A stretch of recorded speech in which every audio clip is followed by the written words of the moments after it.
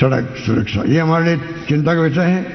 संपूर्ण देश में सड़कों पर यातायात आवागमन बढ़ने के साथ साथ दुर्घटनाओं में वृद्धि हुई है। यह बहुत दुखद का विषय है, दुख का विषय कि प्रदेश में सड़क दुर्घटनाओं से प्रतिवर्ष लगभग 10,000 लोगों की मृत्यु हो जाती है। यद्यपि हमने सड़क सुरक्षा को प्रभावी करने की दृष्टि से मुख्यमंत्री चिरंजीव जीवन रक्षा योजना लागू करने, स्टेट रोड सेफ्टी इंस्टीट्यूट का गठन तथा इंटीग्रेटेड ट्रैफिक मैनेजमेंट सिस्टम विकसित करने से ठोस कदम उठाए, किंतु अभी भी इस दिशा में और अधिक कार्य करने की आवश्यकता है। अतः आगामी वर्ष जिला स्तर पर रोड सेफ्टी टास्क फोर्स का गठन ज्वाइंट टीम के रूप में किया जाना प्रस्तावित है। इस टास्क फोर्स में प्रशासन, पुलिस, परिवहन और पीडब्ल्यूडी के अधिकारी सम्मिलित होंगे। समस्त बाल वाहिनी और स्कूल बसेज में अनिवार्य रूप से कैमरे लगाए जाने प्रावधान करना प्रस्तावित है। जयपुर जोधपुर में राजकीय ऑटोमेटेड फिटनेस टेस्टिंग स्टेशन खोले जाएंगे। चिकित्सा महाविद्यालय उदयपुर, बीकानेर, चूरू, पाली, सीकर, बाड़मेर के साथ साथ इटावा, कोटा, बिच्छीवाड़ा, डूंगरपुर, खींवसर, नागौर, निवाई, टोंक, भील, गोवा, कुशलगढ़, बांसवाड़ा तथा शाहपुरा, जयपुर में ट्रॉमा सेंटर की लगभग 30 करोड़ रुपए की लागत से स्थापित किए जाएंगे। साथ ही समस्त चिकित्सा महाविद्यालय में गंभीर घायलों को प्राथमिकता के साथ उपचार करने के लिए ट्रॉमा ट्राइएज प्रोटोकॉल की प्रभावी अनुपालना सुनिश्चित की जाएगी। अध्यक्ष महोदय, शुद्ध के लिए युद्ध ये हमारे लिए बहुत ही महत्व का विषय रहा हमेशा। इसके लिए प्रदेश की जनता को गुणवत्तापूर्ण खाद्य सामग्री मिले, इसलिए हमने निर्णय किया कि मिलावटखोरों को किसी भी कीमत बख्शा नहीं जाएगा। उनके विरुद्ध नियमित रूप से कड़ी कार्रवाई की जाएगी। साथ ही शुद्ध के लिए युद्ध मात्र एक अभियान तक सीमित न रहे, इस हेतु खाद्य सुरक्षा एवं औषधि नियंत्रण आयुक्तालय की स्थापना करने के साथ साथ 250 से अधिक फूड सेफ्टी ऑफिसर के पद स्वीकृत किए जा चुके हैं तथा आवश्यक टेस्टिंग संसाधन भी उपलब्ध कराए गए हैं। इस व्यवस्था को और अधिक सुदृढ़ करने तथा उपभोक्ता संरक्षण की दृष्टि से राज्य स्तर पर फूड सेफ्टी तथा ड्रग कंट्रोल कार्यालयों का एकीकरण कर स्थापित commissionerate of food safety and drug control की तर्ज पर जिला स्तर पर भी food safety and drug control officer की स्थापना करना प्रस्तावित है। इसके साथ ही फूड सिक्योरिटी सेफ्टी ऑफिसर के 100 नए पद भी सृजित करने की घोषणा करता हूं।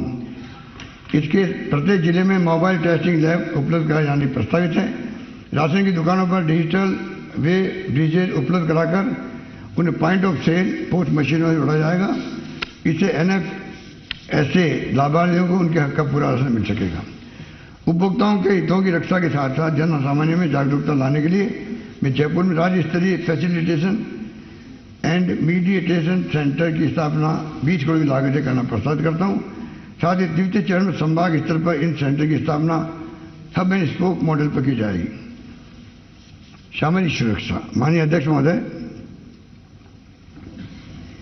समाज में आर्थिक व सामाजिक रूप से पिछड़े जरूरतमंद असहाय वर्गों तथा परिवारों को संबल प्रदान करना न सिर्फ हमारा दायित्व है, हमने इसे हमारी सरकार का मुख्य ध्येय माना है। सामाजिक सुरक्षा को आज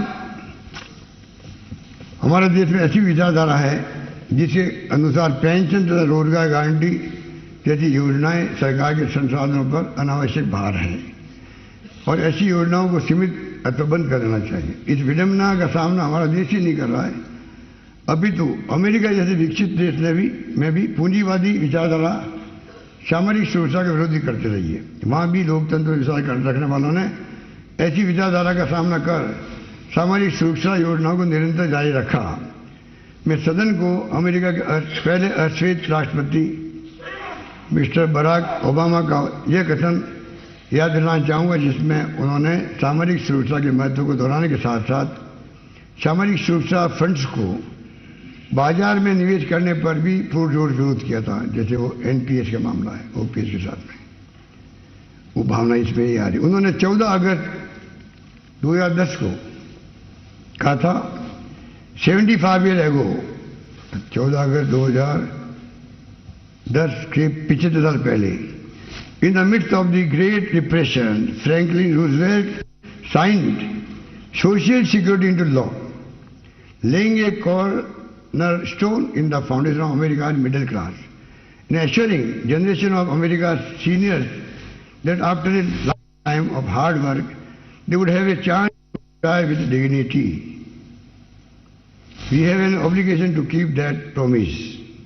आगे कहते हैं ओबामा साहब, we have an obligation to keep that promise, जो मिस्टर रूजवेल्ट ने कहा था, to safeguard social security for our seniors people and disabilities and all American today tomorrow and for ever.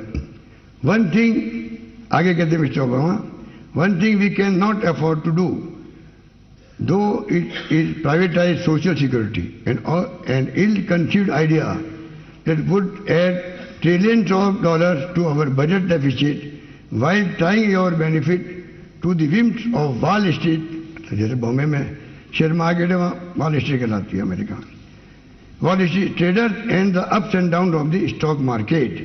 I will fight with everything I have got to stop those who would gamble your social security on wall street. अध्यक्ष महोदय,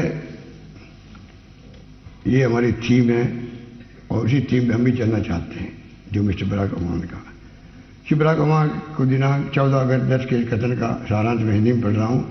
आज से 75 साल वर्ष पूर्व 14 अगस्त 1935 को वैश्विक आर्थिक मंदी के दौर में फ्रैंकलिन रूजवेल्ट ने सामरिक सुरक्षा को कानून का रूप देते हुए अमेरिका के मध्यम वर्ग के लिए आधारशिला रखी थी, जिससे वह सुनिश्चित हो सका वृद्धजन उम्र भर कठिन परिश्रम करने के बाद सत्सम्मान सेवानिवृत्त हो सके।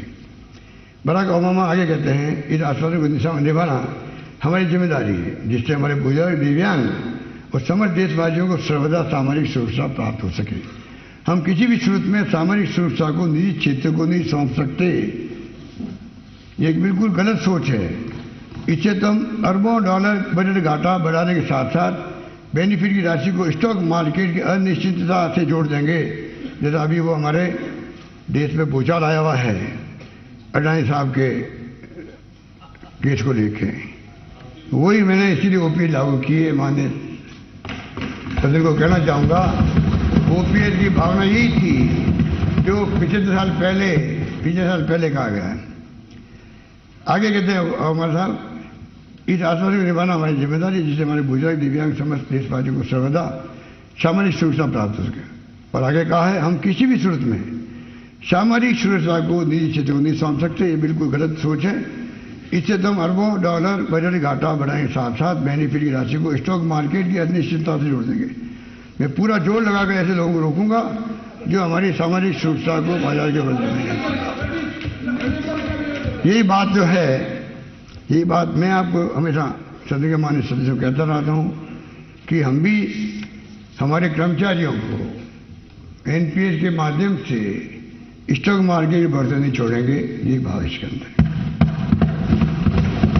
इसलिए माननीय सदन को याद रखना चाहूँगा कि अमेरिकी राष्ट्रपति और राष्ट्रपति विचारों के समान ही कार्मिकों की सामरिक सुरक्षा अर्थात पेंशन हेतु अंशदान को एनपीएस नेशनल पेंशन स्कीम योजना के अंतर्गत बाजार में निवेश कर होने वाले रिस्क को देखते हुए ही मैंने मेरे द्वारा पिछले बजट में ओपीएस ओल्ड पेंशन स्कीम लागू करने का निर्णय लिया गया था।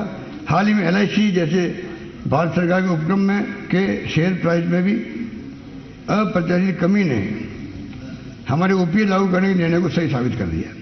मैं सदन के माध्यम से पुनः माननीय प्रधानमंत्री जी से संपूर्ण देश में कार्मिकों के लिए ओपीएस लागू करने का आग्रह करना चाहूँगा।